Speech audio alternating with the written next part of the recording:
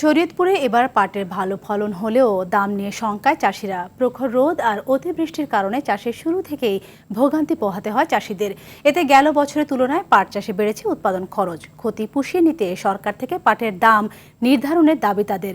শরীয়তপুর থেকে আসাদ গাজীর প্রতিবেদন, জানাচ্ছেন সৈয়দা সামিয়া তামান্না। শিয়া বাটার ও ভিটামিন ই সমৃদ্ধ lily glam beauty soap. Lily, always beautiful. Shariatpur জেলায় সোনালী আঁশ পাটের এবছর ভালো ফলন হয়েছে, তবে ন্যায্য দাম নিয়ে কপালে চিন্তার ভাঁজ চাষিদের।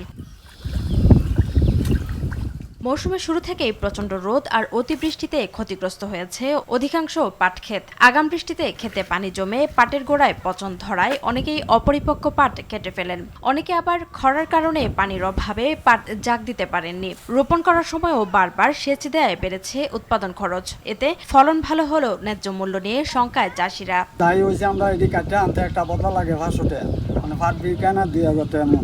আমরা কৃষক বাঁচি কেমনি? এখন 2 থেকে 2200 টাকা পাটের মনে এখন আমাদের বলতে কি আমরা দিয়ে পোষায় না। এই পাটের দামে বললির দামে আর বিষের দামে পোষায় না। মানে যদি যে পাটের দাম যদি না বাড়ায় আমাকে না খাই মরে দাম গাই।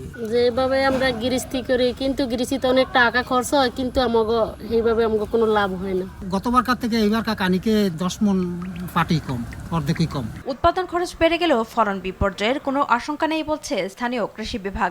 এখন পর্যন্ত 60% জমির পাট কর্তন করা হয়েছে। ফলন খারাপ হওয়ার পিছনে মূল কারণ যে বপনের সময় বৃষ্টিপাত কম হওয়া এবং পরবর্তীতে অতিমাত্রা বৃষ্টি হওয়া। চলতি বছর শরীয়তপুরে 31,203 হেক্টর জমিতে পাটের আবাদ হয়েছে। লক্ষ্যমাত্রা ধরা হয়েছে 80,453 মেট্রিক টন। সৈয়দা সামিয়া তামান্না, RTV।